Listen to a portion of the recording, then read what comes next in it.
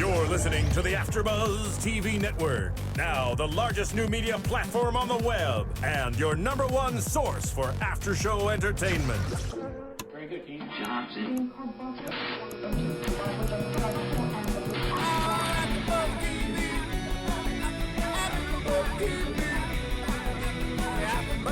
From the AfterBuzz Studios in Los Angeles, California, presented by Maria Menounos and Bing.com, and streaming live thanks to Akamai Technologies, this is AfterBuzz TV's Pretty Little Liars After Show. We'll break down tonight's episode and get you all the latest news and gossip. If you'd like to buzz in on tonight's show, you can buzz us at 424-256-1729. That's 424-256-1729. And now, another post-game wrap-up show for your favorite TV show. It's AfterBuzz TV's Pretty Little Liars After Show. Yes, it is. Yay. Lots of secrets. Bing is for doing, and we are here doing another fabulous after show for Pretty Little Liars. I am your host, Kelly, and joining me tonight, we've got the three girls back together. Yay, finally. It's been so long. I'm Whitney Lane. Good to be back. Yeah, and I'm Stephanie Wager. It feels good to be here. I was sad to miss last week. Yeah, and I've still got a little bit of a cough, you guys, so I'm really, really sorry. I'm going to try my best. You were a trooper. You suck can it do back. it. I had no voice last week. You would not have wanted to hear that. The flu. And the flu was mentioned on the show today. Everybody has the flu, even Aria. So everybody's funny. got it. I know. Okay, so this is, again, it's Pretty Little Liars. We are in season 3, are we on episode, what is it? 15. 15 already? Can you believe that? Oh my gosh. So we've got, is it Mona-Maria. I was like, is that right? Mona-Maria? Yeah. I know, a strange episode I actually title. don't know what that means. Somebody's going to have to let us know. I'm sure it has something to do with maybe like, I don't know.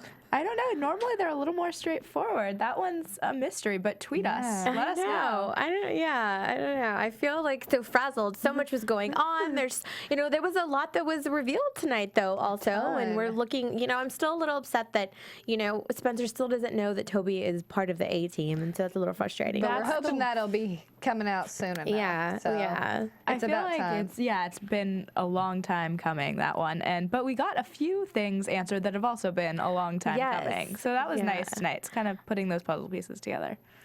Again, with the creep factor, lots and lots of creepiness. I feel like this show just gets creepier and creepier by the episode. And it's like all the guys, and Mona, but it's just like, a dad, a father in this show, and he is such a creep, and he's scary. Like, for his own daughter, I just cannot even imagine what I would do if I'm like, my dad could have killed my best friend. But like, that's what she's thinking. Yeah, Just the passive saying- aggressiveness. Yeah, just saying that statement alone is just like, my dad could have killed my best friend. It just seems so out there and bizarre, but it's in Rosewood, all is fair game. Absolutely. So, let's start with that. Yeah. Aria, her dad, and then, Meredith has kind of a part to play in all of this, which I can't really figure out.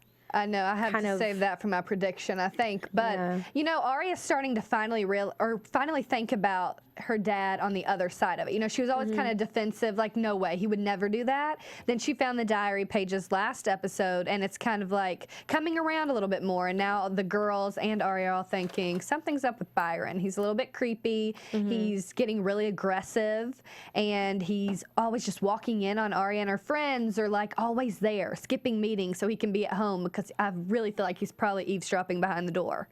Absolutely. I think he had a sense in the last episode that, from her questioning him about, him and his, just his relationship with Allie kind of, piqued him, and he started to get suspicious of what she might know. And I think that's when the creepiness got even creepier. It just went to a whole new level. Well, today how it all started when they were just sitting, Aria was sitting there watching a movie, and he just comes in, he's like, oh, I've seen this one before. And he's just like, keeps talking to her, and she was like, you talk to me. You accused me. I didn't get to talk at all. I didn't get to defend myself when he found out eventually it wasn't Aria and the girls who had hurt Meredith. So it's like, why would you do that to your daughter in the first place? Don't you want to gain her trust? Like, she obviously resents you. She doesn't like what you did to her mom. And you're just going to go and attack her and assume that she did something. But then the creepy thing was like, oh, yes, I have seen that movie. He was like, they served a head in a hat box or something, or severed a head in a hat box. And I was like, okay, he's really saying some creepy things now. Yeah, I think I said said this when we were watching the episode, but he went from like semi-creepy, like you knew he wasn't all, like good dad material, but he definitely in the last episode, these last 2 episodes have stepped it up to this whole new level of just like really kind of in her space a lot, which is we haven't seen in the past. Just like going through, we saw with the boot tonight and all of that, just everything. Well, and the way that he alludes to the fact that he knows that she knows something. His whole story about, he busts in when the girls are, tearing up the closet, looking for these diary pages in her hiding place, which is her boot. And, he knows that's her hiding place. When he tells a story about her hiding her Halloween candy in her snow boot. He's like, I always thought that was really clever, and then that's when she knows that he knows, and dun dun dun. Right, but I wonder why do you even say that in front of the other girls? So you're trying to scare them like he scared Allison, You'd think that he'd keep that kind of just with his daughter, but like now all the girls are even more skeptical of him, which means, they're strong as a team. They're going to team up together and see what they can do about this Byron dad who is like the scariest guy ever. Well, I mean, he was being blackmailed by a teenager, so he's obviously not the brightest. You know what I mean? So he has made stupid decisions. So he doesn't make good choices, obviously. So I'm thinking that he was just trying to be, kind of just scare them off and be like, hey, girls, I know what you're doing. Take a step back. But it does the opposite with them. It just makes them more curious and want to find out. Fuels the fire. Absolutely. So then Aria goes to talk to her mom about that whole night when Allie did go missing. So it was kind of crazy. Like, she went in there and she's like, Mom, what happened that night? She thought they must have stayed out really late, and that's what had happened. Really, they went home with a bottle of wine. Obviously, she fell asleep because she didn't know Byron had gone to see what we find out to be Meredith.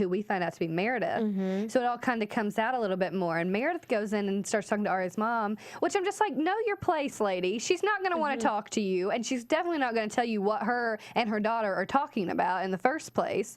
It's just like, Meredith, I don't like her. I don't trust her. Oh, I don't trust her at all. I think she definitely is playing a part. I think she has more to do with it than what we're leading to believe. And it's frustrating to watch Aria so easily trust her over one incident.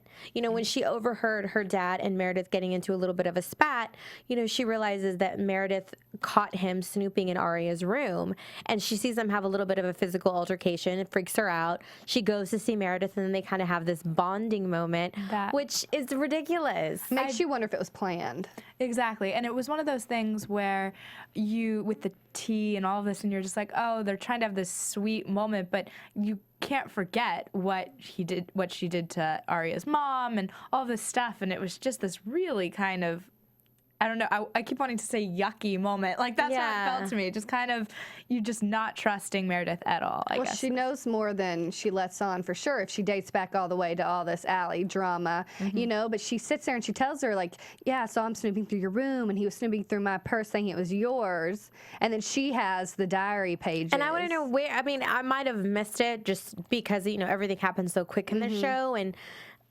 where did she get those diary pages? Yeah. How did she get a hold of them? How did she get them away from him? Where did she find them? How does she even know what they are? I honestly feel like it was a little bit of a setup. I think it was kind of a team effort, is the sense that I get from from her and Byron. I think they were kind of trying to do this on purpose, let her bond with Meredith so Meredith can really find out what it is that she knows. And she already knows that he met with Allie. It's written down. So confirming that isn't really doing that much. And acting like she was scared of what had happened because he left in a rage and he went to find Allie, and then the next day she was missing. Like, I don't know. And him even grabbing her arm, her hurt arm, like, he's got problems, but I mean, it could easily be a setup just to make Aria be like, oh my gosh, I need to be more on her side. Like, get kind of escape from my dad even more.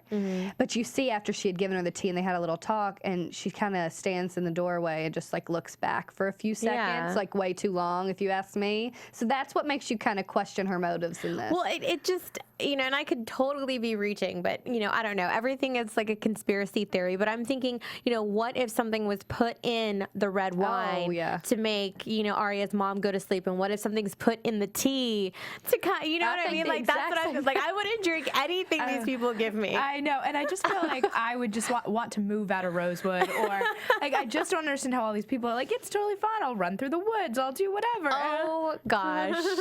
I mean, No, it's true. I thought the same thing. Somehow these people are being drugged or No, something. exactly. Like, I have all the same conspiracy theories I that would you be guys so do. It's- paranoid if I yeah, lived super there. paranoid. it's I wouldn't trust anybody. But I mean, and that running through what that brings us, to Emily and Paige and that whole situation. We find out that Paige is really, really terrified. She's having a panic attack. She doesn't want to leave the house.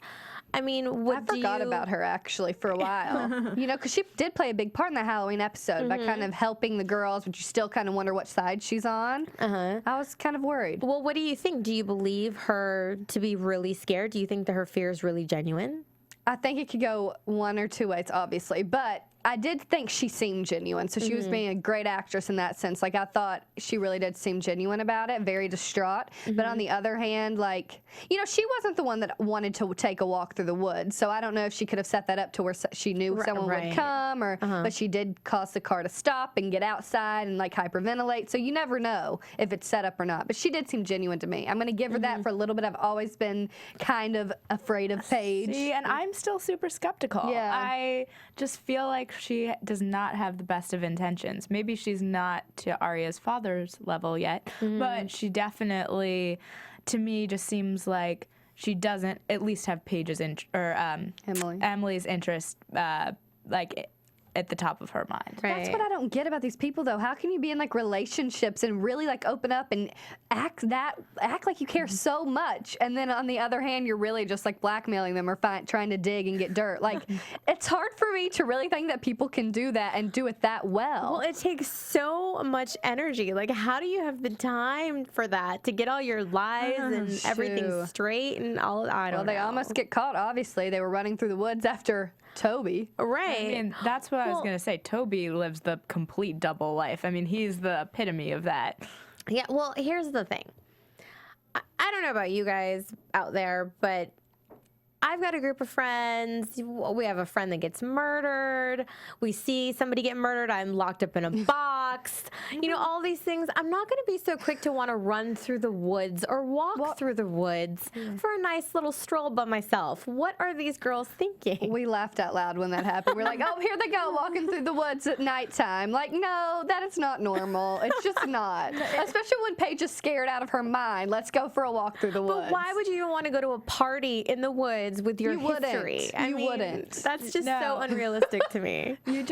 At some point, you would just be like, you know what? Let's stay at home. Like, we'll have a DVD night. It's okay. Well, and like you talked about, you said you would want to get out of Rosewood. That's exactly what Lucas is trying to do, but I guarantee it's going to follow him right wherever he goes. Yeah, if he actually leaves. Well, he's going, trying to go right to be locked up in his bedroom. I mean, he's not really going far. Can't really go anywhere. Yeah, but we did get a big secret tonight that I didn't know the test that he had all these tests that he test scores. Yeah. So we found another big reveal was we find out that Lucas. Well, because in the beginning, when the girls are searching through the janitor's closet and, they find what we think to be crouched in a corner and runs off, Hanna notices, the person's shoes, and there's this, lock on these shoes. And she says she didn't get a good look at him, which I thought was interesting when she ends up actually knowing who it was. Right. And again, it's the girls keeping secrets from each other, and everybody's got secrets from everybody. So this just kind of adds to the pile of it. But she, goes to talk to Lucas on her own and finds out it was him in the janitor's closet, and it was him that set the explosion. That he's terrified of Mona, so he says, and that he wants to get away from her. He wants to make her stop, scare her, all of this stuff. But kind of my prediction last week. I was like, it looks like he's trying to get away. He's still part of the A-team, though, because there was that. I mean, I think as of right now, because if he is being blackmailed, because there was a note left in the janitor's closet, you can assume that might have been Lucas since he was in there, But for him to open up to Hanna like that, and she's quick to trust Lucas and to kind of go against Mona once again, I don't know. It's so hard to trust any of these people. I know. And it's kind of one of those things, like once you're in, you're in. So can he really get out? I don't think so. Even if he wanted to. Yeah. No, I don't think leaving school is enough.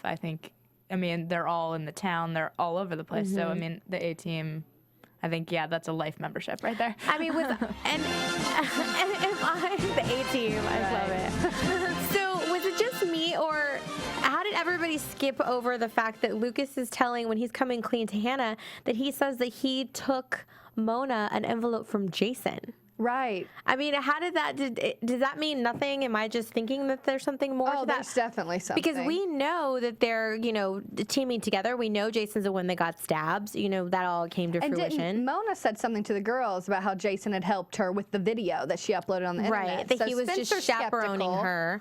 But the fact that Lucas confirms it to Hanna and it just kind of gets glossed over. They need to talk to each other. Like, I wonder if that's going to come out later. Well, they're much stronger together, so they really just need to be completely open and honest with each other. I think that's the way that it really will work out for them. But there was no red flag, it didn't seem. It just kind of seemed like she just didn't even really hear that. So I'm wondering if that's going to come back later. I don't know. I think Jason's involved in this, obviously. He's spending way too much time with Mona. Even looks like a little bit of some romance or something going on from last week. I mean, it just seemed like they were too close. They're too close for comfort. I don't know if they actually...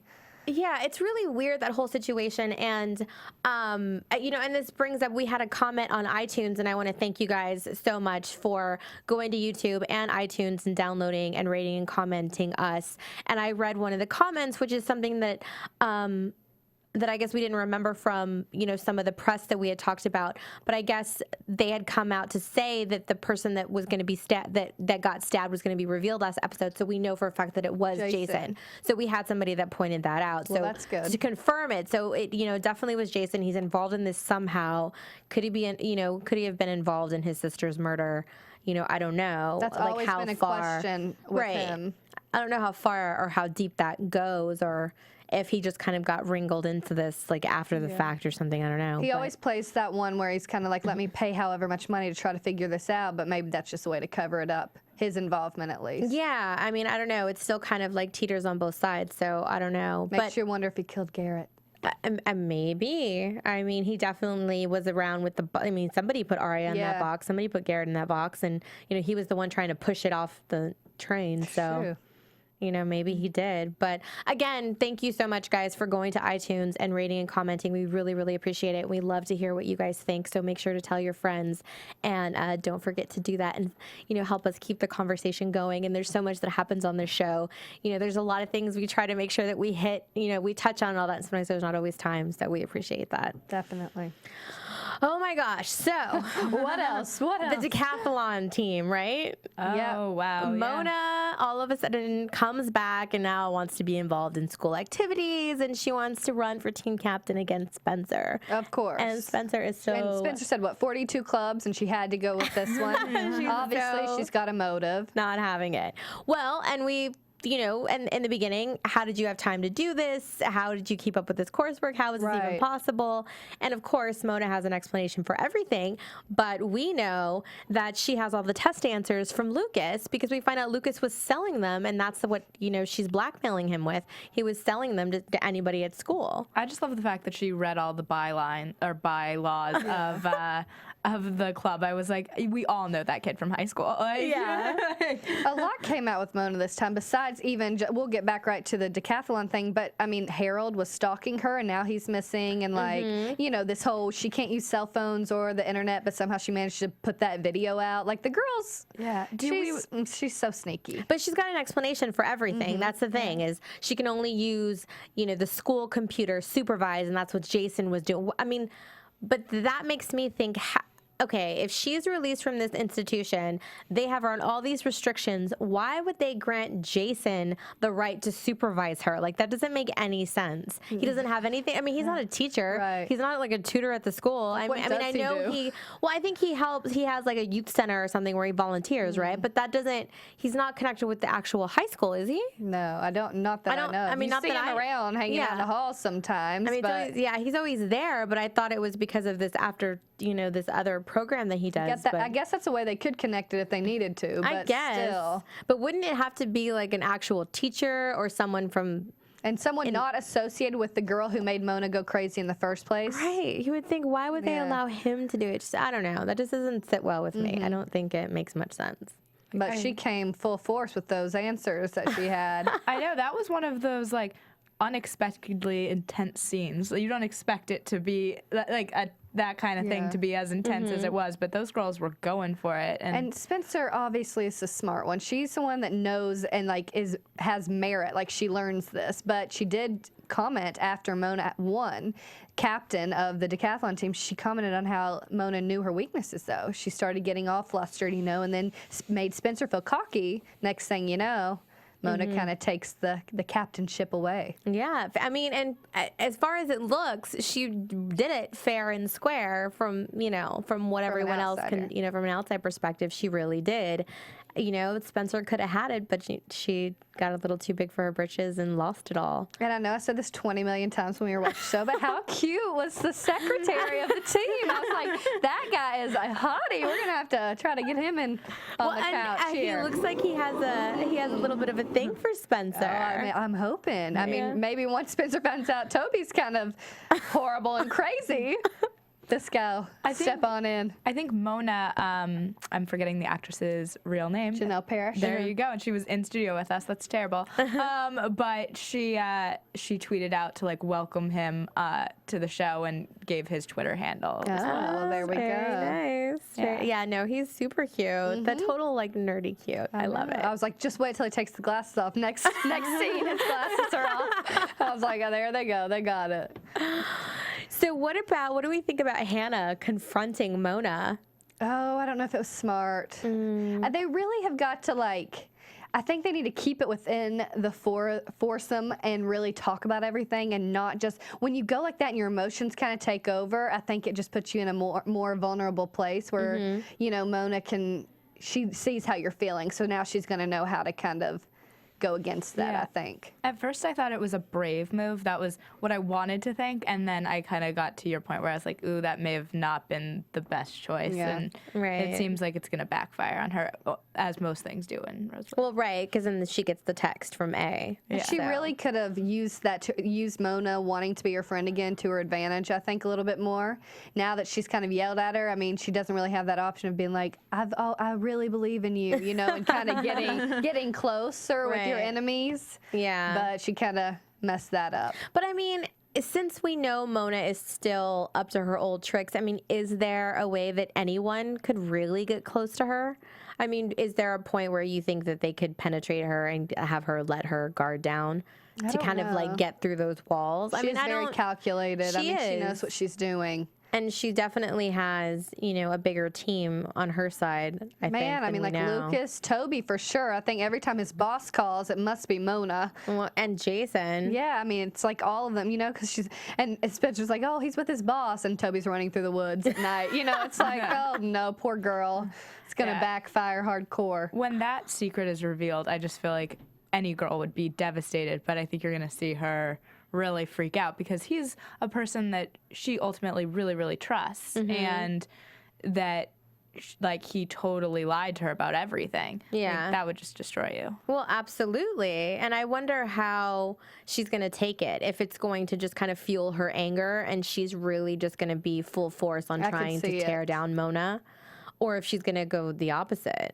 I mean, it would be kind of a switch and a thing for me if she kind of broke down a little bit and wasn't the normal strong, you know what I mean? A different layer of Spencer. Yeah, that's very possible because we are seeing so many different layers of all of the characters now, which makes them more relatable, except for the crazies who you're just going to be paranoid about all the time. Yeah. I know. I mean, I gotta give it up for Emily though, chasing after A in the woods. Yeah, she's getting a little bit more aggressive, which I like. Yeah, I mean, she's over it. She's like, she's angry, she's done with this, and she, you know, almost caught up to him. Well, I think it's starting to also affect her, you know, Paige and everything that's important to her, and so now she's not standing back as much. She's really taking that, you know, front lead. And then Aria has always been in it. I think all these girls are just over it, but it's interesting that they're still not acting truly as a group. They're kind of separate. They kind of act in separate ways, and then they come back together, and they all have their secrets even from the group as well. And I think we've talked about that in previous seasons as well. And you kind of see the A team in full force at the end when Byron is supposed to be at campus. He's, you know, at his office, and he's supposed to go to a convention. And, you know, Mona's there and is calling someone and saying he's leaving now. And you think Toby's coming in to do something. Who knows what's going to happen there, but who knows? Maybe they're completely using Byron as like a scapegoat, and I don't know. I still think he's got some issues and something's going to come out about him, but Yeah, I mean, he obviously does. And, you know, there was definitely something between him and Allie and whatever happened that night. You know, hopefully we'll find out a little bit more in the next episode. But what's up with the Halloween masks that weren't even buried? They were just kind of covered with leaves. I was like, what is happening? I feel At like the campground. That was like one of those for TV things where you're like, they wanted to make sure you knew what it was. Like if they bury it entirely in dirt, like Well, how yeah. are you ever gonna know what it was? But like it was a little strange where they're like peeking out or someone's about to find Well, them. right. Yeah. My question is, who are they setting those up to be found Right. from? You know, Yeah. found by. Yeah. So, Who do they want to find them? oh, I don't know. And why? Like, what's, you know, Yeah. what's the purpose of that? Who are Guess they trying Halloween- to, like, who are they trying to set up? Like, whose DNA or something is on those masks that they want somebody to find? That's what I want to know. It's true. I don't know. I don't know. The person I think of is Lucas, but maybe we can talk about that in predictions. Yeah. I don't know why. I guess we'll see. I think we got it. Yeah, True. I mean, There's so much that we're like, let's check Yeah. and make sure, but craziness. Next week will be better. Hopefully, we'll get some more answers with what's happening there. I know there's so many things to be revealed. I just can't wait. I'm excited because I feel like this season they kind of jumped in episode 1 in this back, and it's really exciting. It's a cool season. yeah, I really want to know. I want to dig a little deeper into Meredith. I want to kind of see a little bit more of her backstory. You know, I think she was around for a lot longer than everyone thinks that she was. And she knows a lot more than everyone thinks she knows. She definitely does, and I you know, and I wanted, like, where's Ezra? What's going on with him? Cece and all these people that are going to have Yeah. to come back, and Noel Khan and I mean, Jenna. we see that, you know, Aria was IMing Yeah. with Ezra. You know, he's writing off somewhere, but what's going on with the kid? And you Oh, know, that's when is Aria going to come clean with that? We have some news and gossip with that. Oh yeah, you ready for that? Buzz TV News. What? So, Ian Harding did an interview with the Hollywood Reporter this week, and he talked about that there will be emotional fireworks for Ezra and Aria. And he says that it's going to be, they're going to fight it out, and it's a rocky road I mean- ahead, which seems... With a kid involved, you think it would be Rocky. Do you think his little Rocky brother is going to come back too and kind of like Wes. add, you know, Yeah. fuel to that fire? Possibly. He says that the problems that they've had in previous seasons are going to pale in comparison to the basic life problems that they encounter this season. It's really going to test them. So lots to figure out. And he says that it's, you know, Aria being 17, you're really going to see that age difference. I forgot. Yeah, it's still a little bit weird. Yeah, because he's what, like 24 Gotta supposed to be. be or something like that. Yeah. I hope he's not that much older than that. Gosh, I didn't even, you know, at this point they just seem like normal, but it's really not if you No, think it's about very, it. very wrong. It's so no. wrong. But they're still one of my favorite couples on the show, which I don't know what that says about me, but... Yeah. What else we got? Yeah. Also, he's just talking about that you're gonna see Spencer have quite a big storyline coming up, and she's gonna quote unquote go see the dark side. Ooh. Makes Yeah. sense. She's gonna feel really betrayed. Yeah. Yeah. I mean, that's kind of a exciting little. I'm excited to see all that play out. It sounds like there's more to come this season for sure. If these first 2 episodes are any indication, that's crazy. And then just a little fun one as well. The Golden Globes were on Sunday, and Girls star Lena Dunham talked about on stage. She gave a little shout out to Chad Lowe. What is this? Yeah, she and she talked about it in the press room. Apparently, it's a thing from when his ex-wife Hilary Swank won a Best Actress statue at the Golden Globes for Boys Don't Cry. She forgot to thank him, so that's why Lena decided that this was a moment that she should be thanking Chad. So, Did you see him tweet? yes. Like he tweeted because when she first, because I guess this was a joke between them and he knew about Yeah. it. So I guess she had said it before, and then when she first won she won 2 Golden Globes on Sunday night. So when she first went up. I AfterBuzz that show. So if you guys want to check that out, you can go to iTunes and check that. I love that show, by the way. But also, she won 2 Golden Globes, and when she first went up, she forgot to thank him in that speech. So when she won the second one, she made it a point to do that. But he tweeted, "I can't believe you forgot to thank me," like in between the two, and it was just really funny. Yeah, funny joke. And I saw later on he tweeted out that he's like, because I'm like trending on Twitter, because his name did become a trending on Twitter on Sunday night. Do I like not have to change the diapers anymore? And his wife was like, "No, you still have to." So That's funny. apparently, trending on Twitter in his house does not get you very far. It does not mean anything. Yeah. No. That's funny. Okay, well, what about predictions? Yeah. And now, your AfterBuzz TV predictions. Who wants to go first? Goodness, I just still hold true to the one I said last time. Lucas is trying to get out, which kind of came true. This week, I mean, I already told you I'm skeptical of Meredith. That girl's in on a little bit more than we think, or what they want us to think. What else? What do you think? I don't know. I feel like we're gonna get crazy relationship drama, and I know that that's a little bit from the news and gossip, but I just think that we're gonna see some explosions. It's like we've seen rocky relationships. Yes. Loving the sound effects. Awesome. We didn't have a button for it, so I just had to, Just improvise. Improv. I love it. I love it. Yes. So I feel like that's kind of where it's going.